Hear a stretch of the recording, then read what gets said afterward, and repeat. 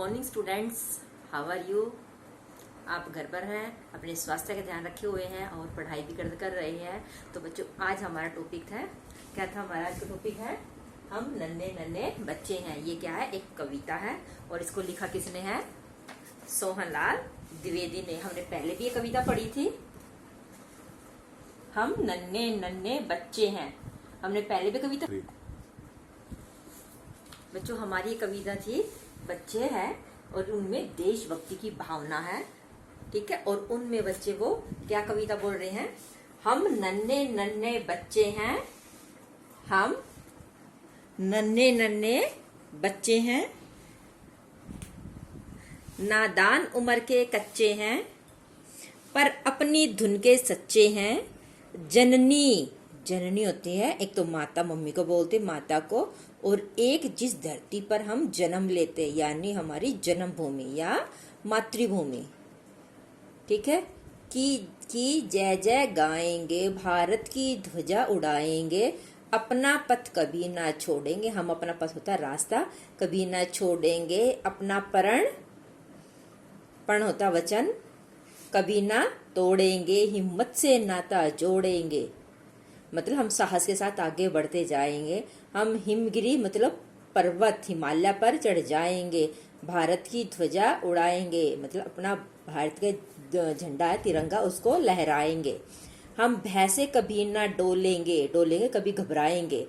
अपनी ताकत को तोलेंगे, जननी की जय जय बोलेंगे। अपना सिर भेंट कर जाएंगे, चाहे हमें अपना सिर भी भेंट करना पड़े, और लेकिन हम भारत माता की या अपनी मातृभूमि की जय जय बोलेंगे और भारत की ध्वजा का झंडा हमेशा लहराएंगे।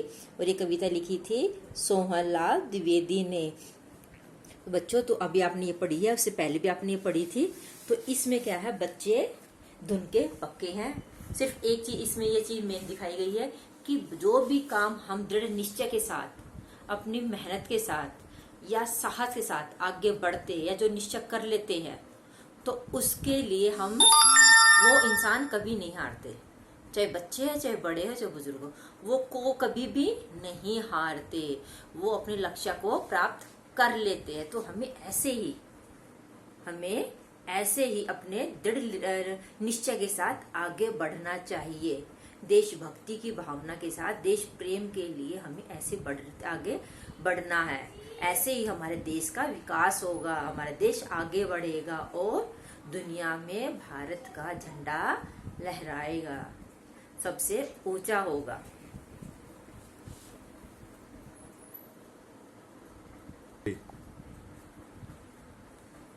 और बच्चों, जब हम निडर होकर आगे बढ़ते हैं तभी हमें सफलता मिलती है।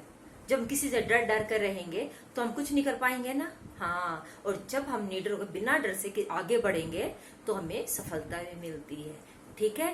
ये इस कविता में है और हम अब इसके करेंगे, इसके नए शब्द अर्थ किए थे, ठीक है। नए शब्द लिखे थे हमने लास्ट वीडियो में, अब हम इसके शब्द अर्थ लिखेंगे। ये इसकी शब्द अर्थ है। हम इनके साथ साथ इसको वाक्यों में भी प्रयोग करेंगे कि शब्द अर्थ का, हम शब्दों का अर्थ लिखकर, शब्दों का अर्थ लिखकर और उसका हम वाक्यों में प्रयोग की कहां पर वो शब्द प्रयोग होता है, ठीक है। हमारा पहला है नन्हे।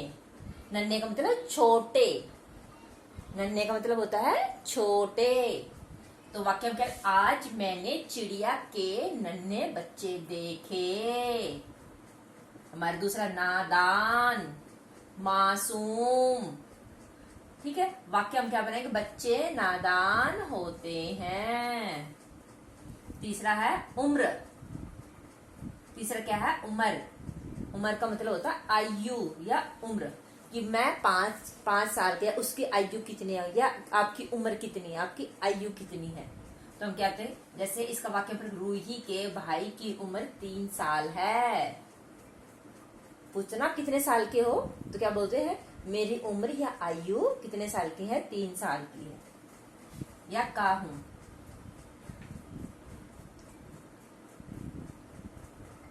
फोर्थ है हमारा धुन, लगन, समीर, अपनी ही धुन में जा रहा है। धुन होता है ना अपने आप में मगन होके, मतलब आसपास में क्या हो रहा है वो उसको देखे बिना बस ये अपने आप के अंदर सोचते हुए जो आगे बढ़ते उसको बोलते हैं अपनी ही धुन में, मतलब अपनी ही लगन में। ठीक है ना। कई बार हम काम कर रहे हैं, बिल्कुल ध्यान से काम कर रहे हैं, ठीक है, और इस बीच में कोई आ जाता है तो हमें पता भी ना चले तो हम क्या बोलते हैं, वो तो अपनी धुन में काम कर रहे हैं, अपने आप मस्त होके काम करने लग रहा है। ठीक है, तो उसको बोलते हैं धुन। अब आ जाती है हमारी जननी। जननी होती है एक माँ जो आपको जन्म देती है, और दूसरा क्या होता है जन्म भूमि, जिस धरती पर आप जन्म लेते हो उसको क्या बोलते हैं जन्म भूमि। जहां पर आप जन्म लेते हो उसको क्या बोलते हैं जन्म भूमि या मातृभूमि। ठीक है, जननी को माँ भी बोलते हैं या फिर जन्म भूमि। ठीक है, अब हम इसका वाक्य लिखें, हमें अपनी जननी, जननी या माँ, जननी माँ और मातृभूमि का आदर करना चाहिए। ठीक है, हमें अपनी जननी का आदर करना चाहिए। हमारा नेक्स्ट है ध्वजा। आपको बोल बोल कर ऐसे लिखना कि इसकी आवाज कहाँ पर, आधा ध है तो ध, आधा ध की है तो वहां पर कम साउंड आएगी। ध्वजा, ध्वजा। ठीक है, ध्वजा होता है झंडा या पताका। झंडा होता है, पता है ना आपको कि इंडिया का झंडा क्या है, तिरंगा। ठीक है, तो ध्वजा किसको बोलते हैं, झंडा। झंडे को क्या बोलते हैं, ध्वजा। आपको इनको ये है ना, नए शब्द में भी मैंने लिखवाए थे आपको, पर आपको वो याद कर करके लिखने हैं वो। ठीक है, इनको बोल बोल कर पहले आप याद करोगे, उसके बाद फिर आप लिख लिख कर देखिए।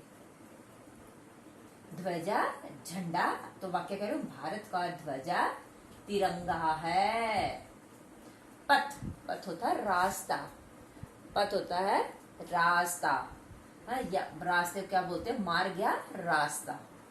मार्ग, मार्ग। ठीक है, आप इनको बोलना सीखो, मार्ग, मार्ग। तो क्या, वंश को पथ में प्रिंस मिला, रास्ते में, मतलब वंश को बोलते रास्ते में मेरे को प्रिंस, मैं कहीं जा रहा था तो रास्ते में मेरे को कौन मिला, प्रिंस मिला। ठीक है, तो ऐसे इस वाक्य बनाए, वंश को पथ में, रास्ते में कौन मिला, प्रिंस मिला। अब होता प्रण। प्रण होता है ऐसे कसम कहते हैं कि हाँ मेरे को उसकी कसम, उसकी कसम, या प्रतिज्ञा ले लेते कि हाँ मैं ये कसम, मैं आगे से ये काम नहीं करूंगा, या फिर ये हो जाता कि हाँ ये मैं अपना पूरा प्रण है, ये काम मैं पूरा करके रहूंगा। मैं, मेरे को खुद के साथ प्रण किया है कि अब की बार तो मैं अच्छे मार्क्स से लेके रहूंगा, अच्छे नंबर लेके रहूंगा। या फिर कि हाँ अब की बार से मैंने प्रण किया कि आगे से मैं ऐसी शरारतें नहीं करूंगा। तो होता है कसम लेना या फिर प्रतिज्ञा। ठीक है, तो प्रण का क्या वाक्य, क्या अर्थ है, प्रतिज्ञा या कसम। तो वाक्य बनाएंगे, हमें अपना प्रण पूरा करना चाहिए। ऐसे ही शब्दों को आप है ना लिख लिख इनको वाक्य बनाओ, क्योंकि ऐसे आपको है ना ऐसे आ जाएगा।